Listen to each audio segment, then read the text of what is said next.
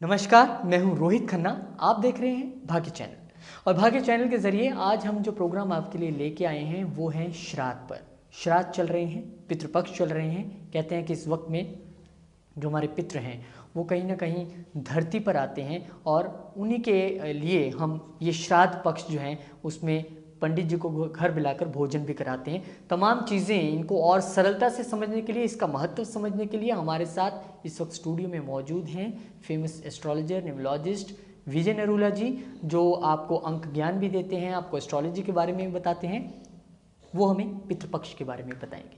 Sir, बहुत बहुत स्वागत है आपका। नमस्कार सर, पितृपक्ष का महत्व क्या है, क्या श्राद्ध का अर्थ क्या है? रोहित जी, श्राद्ध वास्तव में एक पूजा है जो हम अपने पूर्वजों के निमित्त करते हैं, जो आज हमारे बीच नहीं है।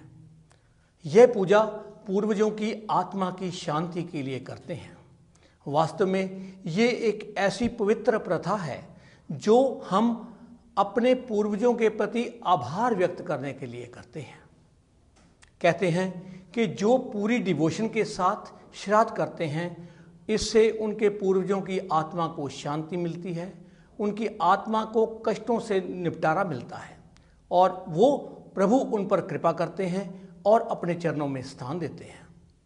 जी, ये बहुत अच्छी बात आपने बताई। पर श्राद्धों का वर्णन किस तरह से हमारे समाज में आया, कैसे इसका वर्णन आता है श्राद्ध? ये आम लोगों को शायद इसका ज्ञान नहीं है कि ये कोई प्रथा ऐसे शुरू नहीं की गई।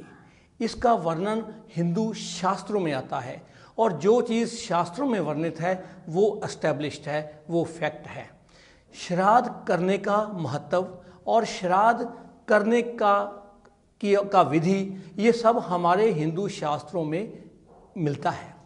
हिंदू शास्त्र जैसे अग्नि पुराण, गरुड़ पुराण, वायु पुराण, विष्णु पुराण और मत्स्य पुराण, ऐसे कई शास्त्र हैं जिनमें श्राद्धों का वर्णन मिलता है। श्राद्ध करने से अपने पूर्वजों की आत्मा को शांति मिलती है। ये इन पुराणों में बड़े अच्छे से एक्सप्लेन्ड है। श्राद्ध करने का महत्व अगर हम समझें, अगर हम पर्पस समझें, क्यों श्राद्ध किए जाते हैं? एक तो महत्व ये है कि हम अपने पूर्वजों के प्रति आभार व्यक्त करते हैं, जिससे उनकी आत्मा को शांति मिलती है। परंतु ये श्राद्ध केवल पूर्वजों के निमित्त ही नहीं होते, पूर्वजों के फायदे के लिए नहीं होते। पूर्वजों के दिल में ऐसी भावना होती है कि जिस परिवार को वो छोड़ के आए हैं उस परिवार में सुख शांति रहे, और ये श्राद्ध करने से पूर्वजों के परिवार में, पिछले परिवार में सुख शांति होती है। जो लोग श्राद्ध करते हैं उनके परिवार में सुख शांति की कमी नहीं रहती, धन धान्य की वृद्धि होती है, संतान सुख की प्राप्ति होती है, उनके बच्चों का चाल चलन अच्छा होता है और उनके किसी भी तरह की घर में कमी नहीं रहती, उनको पारिवारिक खुशियां प्राप्त होती है। इस तरह के यदि वो श्राद्ध डिवोशन के साथ करें तो वो लंबी आयु को प्राप्त होते हैं। घर में कोई ऐसी बात नहीं होती जिसके कि उनके घर में कोई अशांति पैदा हो। श्राद्ध कब करें, क्या इसका भी वक्त निर्धारित रहता है? श्राद्ध, बिल्कुल ठीक बात है कि श्राद्ध कब करें। बड़ी ही आज की मॉडर्न जनरेशन में ये प्रॉब्लम आ रही है, उनको पता नहीं कि श्राद्ध कब कर दें। इसके लिए आप किसी पंडित जी की भी सहायता ले सकते हैं, परंतु श्राद्ध उस तिथि को करना चाहिए, तिथि, डेट नहीं, तिथि, जिस दिन आपके पूर्वज स्वर्ग से धारे हैं। ये तिथि आप, यदि आप अपने पंडित जी को बताएंगे तो आपको तिथि निकाल के दे देंगे कि इस तिथि को उनका श्राद्ध बनता है। परंतु कई लोगों को इस तिथि का पता नहीं होता या डेट का अंदाज़ा नहीं होता या किसी पंडित जी से संपर्क करने में असमर्थ हैं। तो क्या करना चाहिए? जो पितृपक्ष में अमावस्या आती है, ये सर्व पितृ पक्ष के लिए, श्राद्धों के लिए उपयुक्त है। ये किसी भी पितृ का, पूर्वज का श्राद्ध आप कर सकते हैं। तो आप अमावस्या वाले दिन उनका श्राद्ध कर सकते हैं। यानी कि जो आखिरी श्राद्ध जो आता है, जिसे पितृ अमावस्या भी कहा जाता है, मतलब उस दिन अगर हम श्राद्ध कर दें तो वो सभी पूर्वजों के लिए बराबर रूप से हो जाता है।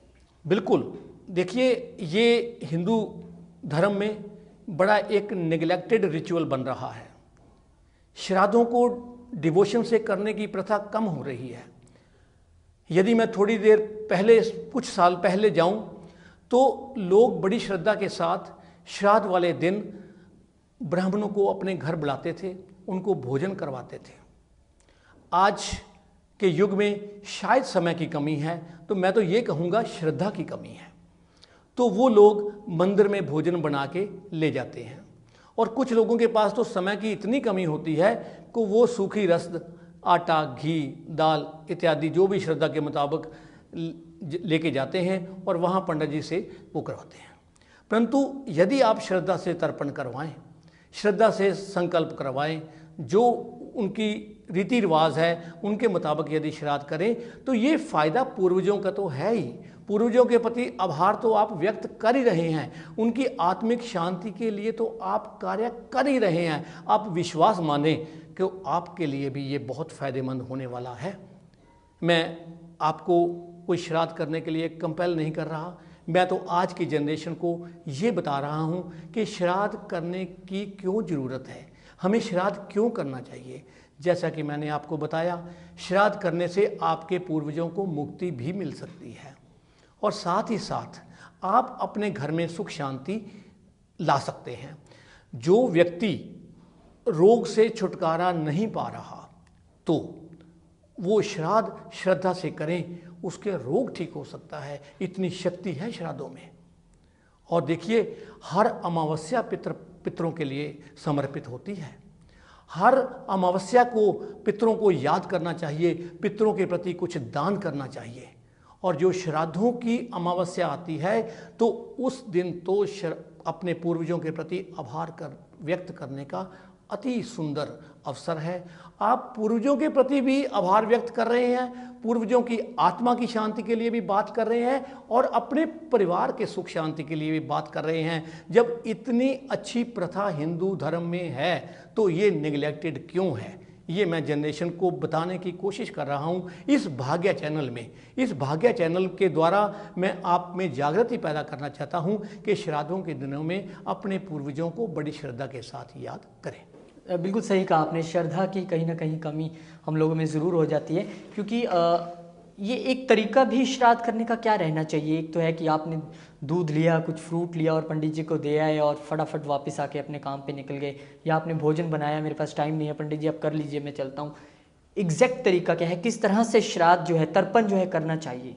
जिस तिथि को किसी के पूर्वज का श्राद्ध है, उस तिथि को ब्राह्मण देवता को घर बुलाना चाहिए, और वो सब चीज़ें बनानी चाहिए जो आपने पूर्वजों को पसंद थी। किसी को खीर पसंद थी, किसी को हलवा पसंद है, कौन सी सब्जी पसंद है, कौन सी और आइटम पसंद है, कौन सी स्वीट डिश पसंद है। अब कहने को बातें ये बड़ी फॉर्मल लगती हैं, ये बातें फॉर्मल नहीं हैं दोस्तों। ये श्राद्धों की श्रद्धा है, ये श्राद्धों की श्रद्धा है जो आपके पूर्वज आपको आशीर्वाद के रूप में वापस करते हैं। और वो ब्राह्मण को घर बुला के यदि आप भोजन करवा सकते हैं तो ये आपके लिए अति शुभ है। यदि किसी वक्त ब्राह्मण आते हैं, वो आपसे एक चूल्ही चढ़वाते हैं, जल लेके उसको करवाते हैं, पितरों को याद करवाते हैं, और वो पितरों के प्रति छोड़ा हुआ जल उनको, उनकी आत्मा को शांति देता है। ये आप किसी ब्राह्मण से ये काम करवा सकते हैं। और यदि आपके पास इतना समय नहीं है, तो कम से कम आप खाना श्रद्धा से बनाएं, जो जो उनको पसंद है वो खाना बनाएं, और मंदिर में जाएं, और मंदिर में जाके कम से कम श्राद्ध बैठ के करें। आजकल मैंने देखा है मंदिरों में गए हैं, श्राद्ध खड़े खड़े होके करते हैं। ऐसा करना उचित नहीं है, शास्त्रों में ऐसा उचित वर्णन नहीं है। श्राद्ध के लिए आप बैठें और दक्षिण मुख होकर बैठें। श्राद्धों की करने की सही प्रथा है, आप दक्षिण मुख होकर बैठें और पंडित जी से पूरी विधि के साथ, पूरे तरीके के साथ उनको बोलो कि हमने अपने पूर्वजों के प्रति तर्पण करना है, दान पुण्य करना है, तो वो श्राद्ध के लिए करें। यो सूखी रस ले जाते हैं, तो मैं कुछ कहना तो नहीं चाहता, परंतु ये श्रद्धा में कमी आ रही है, कहीं ना कहीं श्रद्धा में कमी आ रही है। मैं आज की जनरेशन को कहना चाहता हूँ, आप श्राद्ध करें, पूर्वजों के प्रति आभार व्यक्त करें, उनकी आत्मा को शांति दिलाएं और खुद आत्मिक शांति प्राप्त करें। घर में सुख शांति आए, धन धान्य की वृद्धि हो। क्या श्राद्धों की अगर हम बात करें तो बहुत बार सुनने को मिलता है कि इन 16 दिनों में कुछ चीज़ें निषेध भी रहती हैं, नहीं करनी चाहिए। वो कौन कौन सी चीज़ें और कितनी तर्कसंगत हैं ये चीज़ें? ये बहुत बहुत अच्छा प्रश्न पूछा आपने। सात्विक भोजन, श्राद्ध दिन है पूजा करने के, पूर्वजों के प्रति आभार व्यक्त करने के, जो आपको इस दुनिया में लाएं उनके प्रति अपना विश्वास प्रकट करने के लिए। और आप यदि आज व्यसनों में डूबे हुए हैं तो क्या आप श्रद्धा व्यक्त कर सकते हैं? आप शराब मांस की पार्टी कर रहे हैं, आप व्यसनों में डूबे हुए हैं, तो आप श्राद्धों में ये उनके प्रति आभार व्यक्त नहीं कर सकते। आपको चाहिए आप अपने पूर्वजों को याद करें, जितना हो सके दान पुण्य करें। श्राद्धों में किया गया दान पुण्य, विशेषकर अन्नदान, बहुत ही महत्वपूर्ण होता है। वो आपके पूर्वजों को लगता है और पूर्वजों से आशीर्वाद प्राप्त होता है कि आपका घर फले फूले। और ये चीज़ें आपको सात्विक जीवन व्यतीत करना चाहिए। यदि मैं 2 लाइनों में कहूँ, सात्विक भोजन और सात्विक जीवन, और थोड़ा भगवान का नाम लें और प्रार्थना करें हमारे पूर्वजों की जो आत्मा को शांति मिले। कि आप एस्ट्रोलॉजी के भी बहुत अच्छे जानकार हैं, तो क्या बहुत सारे लोगों की कुंडली में मैक्सिमम में कहूँ तो पितृदोष कहीं ना कहीं दिखाई दे जाता है, तो क्या ये उत्तम समय है उस पितृदोष को करेक्ट करने के लिए? आपने बहुत ही एक सवाल पूछा है जो बहुत से लोगों के हित में है। पितृदोष जब कुंडली में होता है, हम एस्ट्रो ज्ञान में डिस्कस करेंगे कि पितृदोष क्या होता है। जो पितृदोष होता है कुंडली में दोस्तों, वो आपकी उन्नति में बाधा है। कितने भी उपाय कर लो, कितने भी यत्न कर लो, कितना भी पैसा खर्च कर लो, इससे बढ़िया उपाय आपको नहीं मिलेगा। श्राद्धों में अपने पूर्वजों के प्रति आभार व्यक्त करें, दान पुण्य करें और आपके पितृदोष की मुक्ति हो सकती है। इससे ज़्यादा क्या आसान उपाय है? ये रोहित जी ने प्रश्न पूछ के, मैं समझता हूँ सारे दर्शकों के कल्याण के लिए ये बात पूछी है। तो मैं ये आशा करता हूँ जितने भी दर्शक ये प्रोग्राम देख रहे हैं वो इन फ्यूचर श्राद्धों को बड़ी श्रद्धापूर्वक करें, ब्राह्मण को भोजन करवाएं। हो सकता है उस दिन 1 या 2 घंटे के लिए आपको समय स्पेयर करना पड़े, वो करो। आपके जीवन के लिए, आपके परिवार के लिए खुशहाल सिद्ध हो सकता है। चलिए, पितृ दोष क्योंकि बहुत सारी कुंडलियों में रहता है और किस तरह से पितृदोष को आप ठीक कर सकते हैं, ये उसके लिए एक उत्तम समय है। ये अभी हमें विजय नरूला जी ने बताया। बहुत सारी चीज़ें ऐसे भी हैं, कहते हैं कि अगर श्राद्ध चल रहे हैं तो आप नई चीज़ की खरीदारी मत करें, कोई नया काम मत शुरू करें। क्या ये सभी चीज़ें तर्कसंगत हैं? ऐसा माना जाता है कि श्राद्धों में नई चीज़ों की खरीदारी ना करें। जो श्राद्ध कर रहे हैं उनको तो खरीदारी करने में मनाही है, दूसरों को एज सच मनाही नहीं है, परंतु क्योंकि ये लग्जरीज में आता है, आप नई चीज़ों खरीदने की बजाय जो आपके पास समय है, जो आपके पास टाइम है, वो अपने पूर्वजों के प्रति आभार व्यक्त करने में लगाएं। ये इसका असली अर्थ है। और देखिए, हमारे शास्त्र बहुत उच्च कोटि के शास्त्र हैं। उन्होंने ऐसा भी कहा है, यदि आपका कोई ऐसा पर्पस सर्व नहीं होता खरीदारी करने के बिना, तो उन्होंने एक धन लक्ष्मी का दिन सप्तमी और अष्टमी नराते को बना दिया है। उस दिन आप बेफिक्र होकर कोई भी व्यक्ति नई चीज़ खरीद सकता है, यहाँ तक कि नई कार खरीद सकता है, नया घर खरीद सकता है। इसमें कोई दोष नहीं है। सब नियंत्रित करके अपने माइंड को डिसिप्लिन करके चलें। ये श्राद्धों का अति उत्तम आपका डेफिनेशन है। आप नई चीज़ें खरीदते किस लिए खरीदते हैं? जब जरूरत हो तो खरीदो, नहीं जरूरत हो तो आप श्राद्धों में श्रद्धा व्यक्त करें। तो अगर श्राद्धों को थोड़ा सा और हम आसान तरीके से समझना चाहें तो ऐसा भी कहा जाता है कि ये वो दिन होते हैं कि जब 16 दिन हमारे पितृ जो हैं वो धरती पर आते हैं। तो ये कैसे प्रथा शुरू हुई, धरती पर आते हैं वो, क्यों ऐसी ये सब चीज़ें हैं, क्यों श्राद्ध पक्ष आता है, इसका क्या कहानी है इसके पीछे? बहुत ही सुंदर प्रसंग आपने छेड़ा है। देखिए, हर साल हिंदू कैलेंडर के मुताबिक अश्विनी मास में पूर्णिमा से लेकर 15 दिन तक कृष्ण पक्ष यानी फुल मून यानी पूर्णमासी से लेकर अमावस्या तक पितृपक्ष माना जाता है। ये इस साल ये श्राद्ध 28 सितंबर से 12 अक्टूबर तक पड़ रहे हैं, चल रहे हैं श्राद्ध। आप 28 सितंबर से ये शुरू हुए हैं और 12 अक्टूबर तक चलेंगे। इसके बारे में एक बड़ी ही रोचक कथा है, महाभारत में आती है, और उस कथा का अभिप्राय समझना, उस कथा का असली मतलब समझना कि क्या है ये कथा का असली अभिप्राय, ये शास्त्रों में क्यों वर्णित की गई है। महाभारत में कर्ण, आपने सुना होगा कर्ण के बारे में, मशहूर है दानवीर कर्ण। जब कर्ण वीर गति को प्राप्त हुए तो वह स्वर्ग में गए, तो उस वक्त यमराज जी ने उनके सामने हीरे जवाहरात थाली में परोस कर रखे।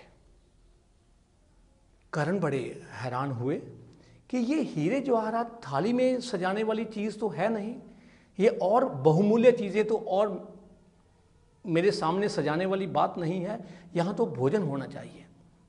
तो यमराज ने उनको बड़ा ही सुंदर वर्णन किया।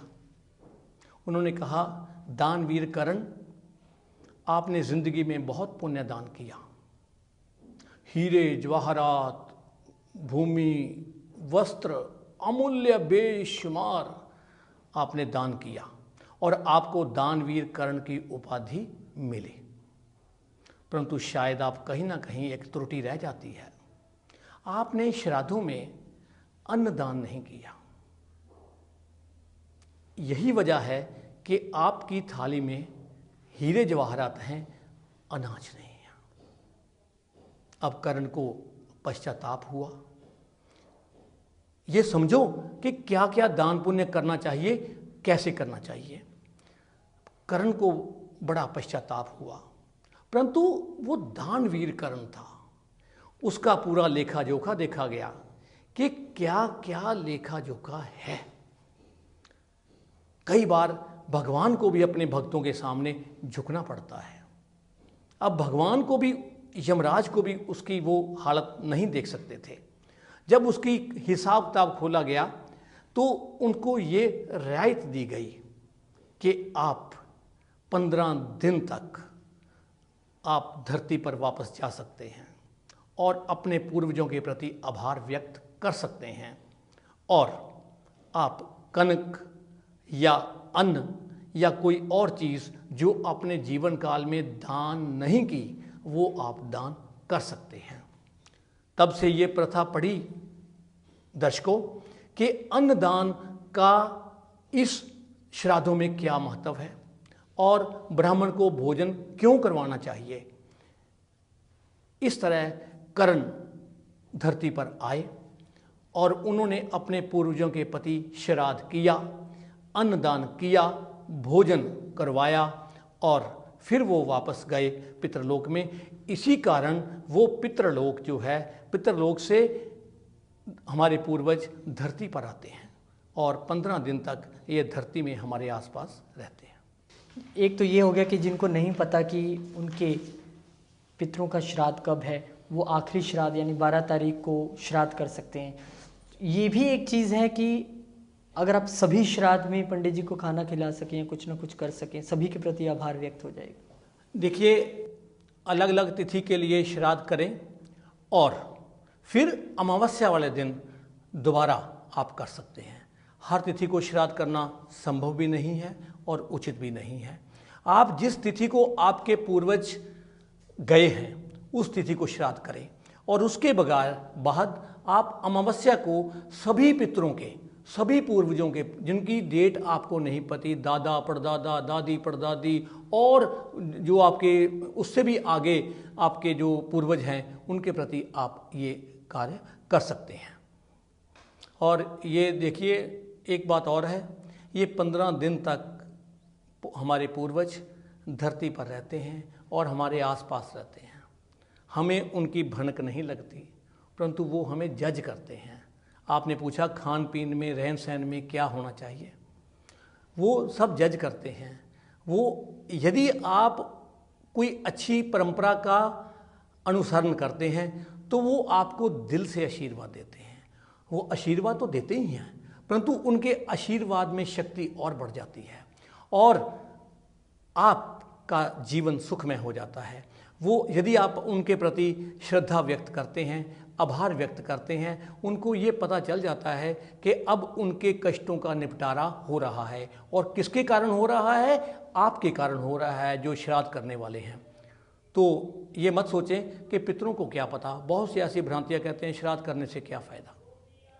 यदि आप शास्त्रों की बात मानें, और माननी भी चाहिए, तो श्राद्धों में अच्छे से श्राद्ध करें, अनुसरण करें और अपने पूर्वजों का आशीर्वाद प्राप्त करें, ताकि आपका और आपके परिवार का जीवन सुखमय हो सके। ये 15 दिन जो होते हैं श्राद्ध के, इनमें सात्विक भोजन कीजिए। बिल्कुल जो आपके श्राद्ध जो पूर्वजों के हैं उसे आप उसी तरीके से तर्पण करें। पर एक सवाल ये भी उठता है कि बहुत सारे लोग अपने घर पर न कर कर कहीं बाहर भी श्राद्ध करने जाने की इच्छा रखते हैं। तो सबसे बढ़िया जगह, अगर कोई धन संपन्न है और अगर कहीं बाहर जाके श्राद्ध करना चाहता है, तो कौन सी हो सकती है? रोजी, ये बहुत लोगों के मन में प्रश्न है। कईयों को उत्तर मिलता है, कईयों को नहीं मिलता। परंतु मैं आपको ये बताना चाहूँगा, बहुत से लोग गया में श्राद्ध करते हैं। गया श्राद्ध करने का अति उत्तम स्थान है। वहाँ किया गया श्राद्ध सभी प्रकार के पितृदोषों से मुक्त कर देता है। कारण वहाँ विष्णु भगवान स्वयं पितृदेव के रूप में निवास करते हैं। यदि किसी को ऐसा अवसर मिले कि गया में जाके अपने बुजुर्गों का, अपने पूर्वजों का श्राद्ध कर सके, तो ये अति उत्तम होगा पूर्वजों के लिए भी और आपके लिए भी। बहुत बहुत शुक्रिया सर, आपने श्राद्धों से संबंधित सभी सवालों का हमारे जवाब भी दिया और आप लोगों को बहुत सारे ऐसे जवाब जो मुझे भी शायद अभी नहीं पता थे, अभी सवाल करके पता लगे हैं। वो आपको पता लगा होगा कि श्राद्ध पक्ष का, पितृपक्ष का महत्व क्या है, क्यों करें, कैसे करें, और ये सारी चीज़ें आपको विजय नरूला जी ने बताई हैं कि श्राद्ध पक्ष में हमारे पितृ धरती पर आते हैं, हमारे आसपास होते हैं और हमें उनके लिए सम्मान दिखाना होता है। और ये सम्मान हम ब्राह्मण पूजा के रूप में ब्राह्मण को तृप्त कर कर ये है उनको सम्मान देते हैं। सर बहुत बहुत शुक्रिया, बहुत बहुत धन्यवाद आपका। आप लोगों का भी बहुत बहुत धन्यवाद भाग्य के चैनल के साथ जुड़ने के लिए। पर आप जुड़े रहिए भाग्य के साथ। नमस्कार।